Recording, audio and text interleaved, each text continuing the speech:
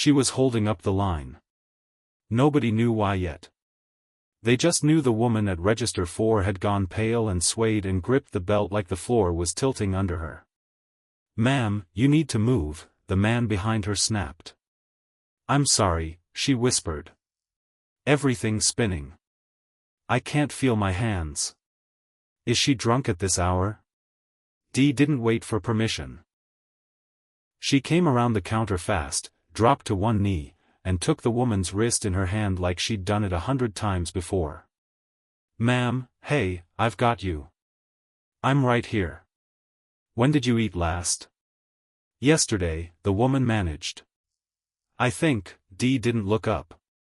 "Skylar, orange juice, small bottle."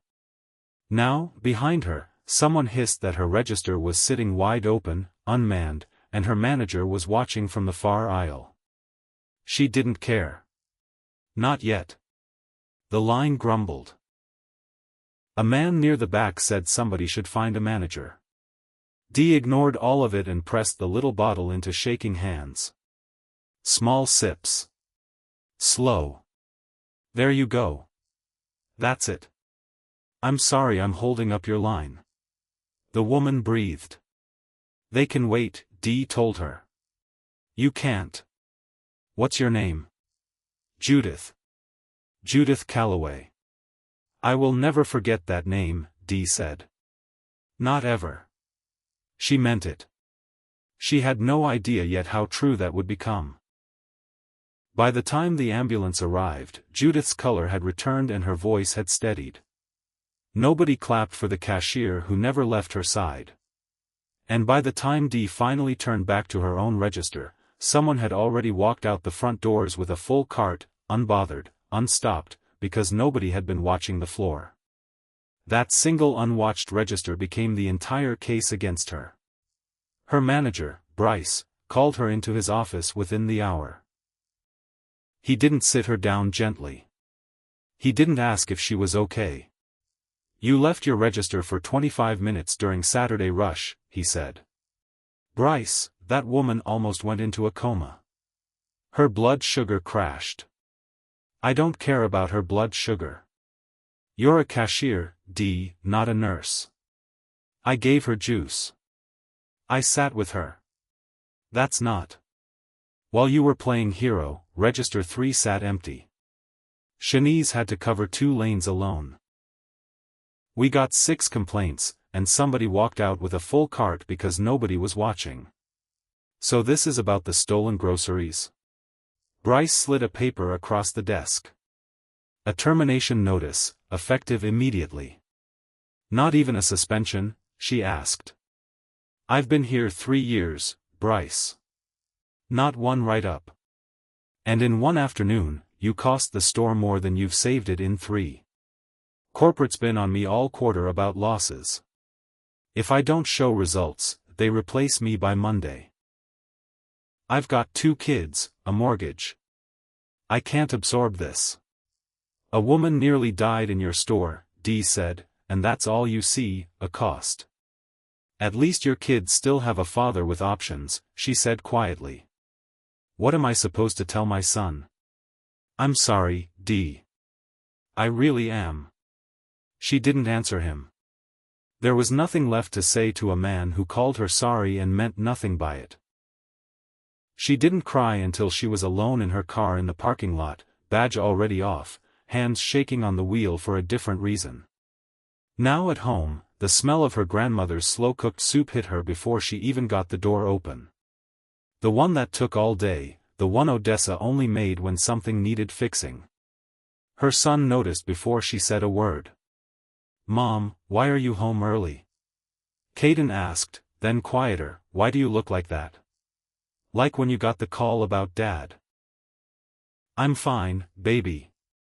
Go do your homework." "You're not fine. I heard the door. You don't come in that quiet unless something broke." "What happened?" "I got fired." "For what?" "For helping an old woman who was about to pass out at checkout. Her blood sugar crashed. It was exactly like what happens to you sometimes, Grandma. I couldn't just stand there. Odessa didn't look surprised. Of course you couldn't. You're my granddaughter. Then, and now I'm your granddaughter with no job, no savings, and Caden's school fees due in 2 weeks. We'll figure it out. Always do. I'm so tired of figuring it out, Dee said. I'm tired of being one phone call away from losing everything. Odessa set her spoon down slowly. Your mother, God rest her, once gave her last $20 to a stranger at a bus stop. I was furious. We needed that for groceries. I've heard this story, Grandma. Then hear it again.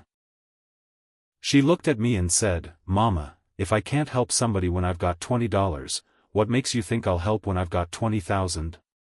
The amount don't matter, baby.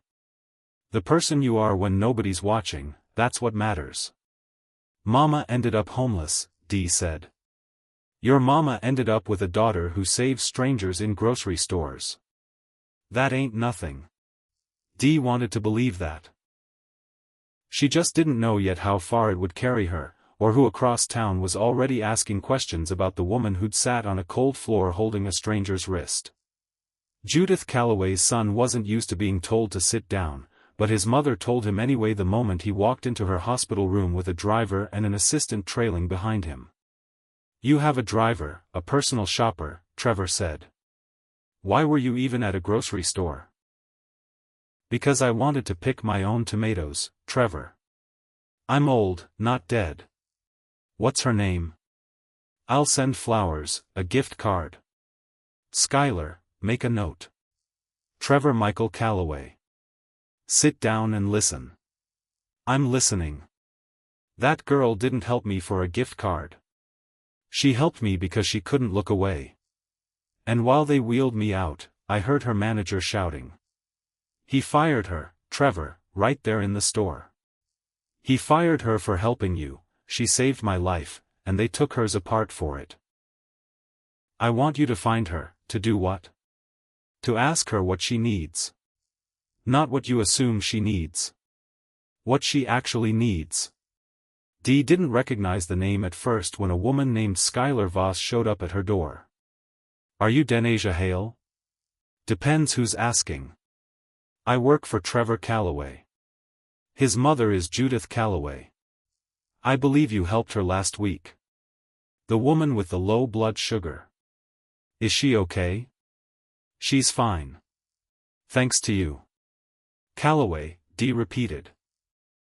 Like Calloway Dynamics? That Calloway? The woman you sat with on a grocery store floor is worth billions. And you bought her a $139 bottle of orange juice. And that $139, Skylar said, is exactly why I'm standing on your porch. The lobby of Calloway Tower was bigger than Dee's entire apartment building. She said so out loud, and nobody laughed. My mother says you saved her life, Trevor said. I gave her juice and sat with her. That's not saving a life. That's just paying attention. Most people don't pay attention. My grandmother's been diabetic since I was 12. You either learn the warning signs or you learn them the hard way. I also know you were fired for it. The store had their reasons. I left my register. Stuff got stolen. I get it. You're being remarkably fair about people who threw you away. Oh, I'm furious, Dee said. I just don't have the luxury of showing it. Furious doesn't pay rent. So what do you need? What do you really need? I didn't help your mother for a reward. That's not what I asked, he said. She told me you almost became a nurse. Dee went quiet for a moment. 2 years at Central State, a 3.8 GPA. Then her son came, her mother passed, and student loans don't wait for grief. She dropped out, got a register instead. That was 5 years ago. What if you went back? Go back at 28?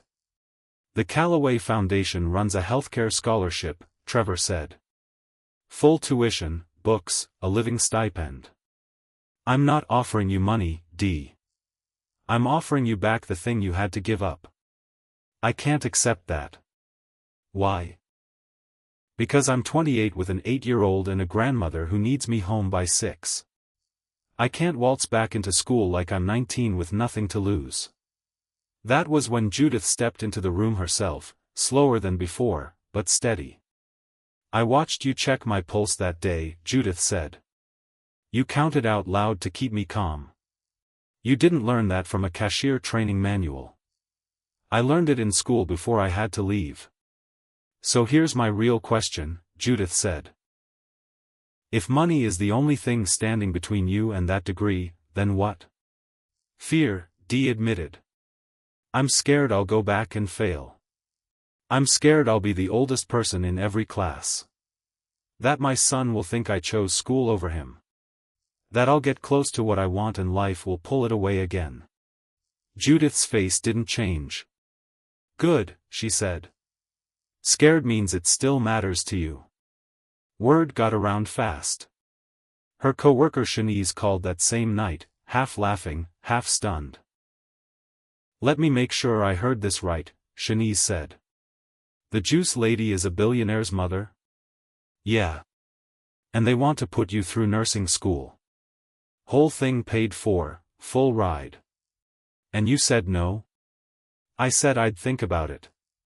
Denasia Marie Hale, don't you full name yourself, Shanice said. You have prayed every single night for 5 years.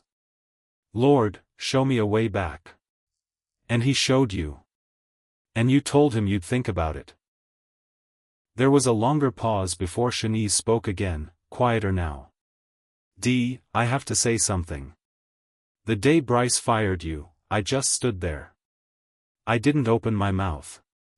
You had your own job to protect, that's what I keep telling myself. It sounds more like an excuse every time I say it out loud. It is an excuse, Dee said gently. It's also real. You've got Zaria to feed. You would have spoken up if it was me. Maybe, maybe not. I don't know. But you can start now. That's all any of us can do. Dee hung up, sat in the dark a long while, and then called Skylar back before she could talk herself out of it. I'll do it, she said. But I have conditions. No special treatment. Same classes, same tests, same rotations as everybody else. If I fail on my own. Nobody calls the dean for me. And I keep working part-time. I need my own money. My son needs to see his mother still puts in work. Done, Skylar said. We have flexible part-time positions at the foundation. Real work, not a made-up title so you feel good cashing a check. You're making it very hard for a billionaire to be generous, Dee said. Good. That night, her son asked the only question that mattered to him. Mom, are you going back to school? Maybe, baby. It's complicated. If you become a nurse, can you be my nurse when I'm sick? That's not exactly how it works, sweetie. But you'd have the badge and everything. Yeah, a real badge. Then go, Caden said simply. I'll be fine. Grandma makes good soup. Out of the mouths of babies. She signed the enrollment papers the next morning before fear could catch up to her. 2 years disappeared into anatomy flashcards and organic chemistry that nearly broke her, and a classmate named Priya who understood exactly why Dee cried over exams and laughed about it 30 seconds later. Somewhere in the middle of it, a phone call at 2 in the morning caught her grandmother still awake. Grandma, you up? I'm always up. What time is it? A little after 2. I just finished my pharmacology paper. Are you eating? Had a granola bar. That's not food, Denasia. I passed all my midterms. Got a 93 in anatomy. I know. You told me twice already. Tell me again. 93. Your grandfather failed anatomy 3 times, Odessa said, because he was studying to be a butcher, not a nurse. That's not the same thing at all, Grandma. I know. I just like hearing you laugh at 2 in the morning. You don't laugh enough. Sometimes I think I'm going to mess all this up, Dee admitted. You've been scared since the day you were born, Odessa said. Came out screaming louder than any baby in that hospital. Doctor said, this one's got something to say. You always had something to say, Denasia. You just needed somebody to listen. The line went quiet except for breathing and the hum of a refrigerator, and 2 women wide awake at the same hour for very different reasons. Graduation day. Judith sat in the 3rd row, left side, a small gift bag in her lap. You came, Dee said. Open it. A bottle of orange juice. $139. Same brand, same size, Judith said. This is where it started. Dee, I remember everything about that day. Your hands were shaking. Your voice wasn't. You told those customers, they can wait. You can't. Nobody had said anything like that to me in years. You would have done the same. I hope so, Judith said. But hope and action are different things. You chose action. Mom, you're a nurse for real now? Caden asked. For real, baby. So when I'm sick, you take care of me. Official. I always took care of you. That was true before the degree. Yeah, but now you got the badge. Lord, this boy, Dee laughed. Later that week, she told her grandmother about the offer she hadn't expected. Trevor wanted her to run the nursing staff at a brand new clinic in Riverdale, their old neighborhood.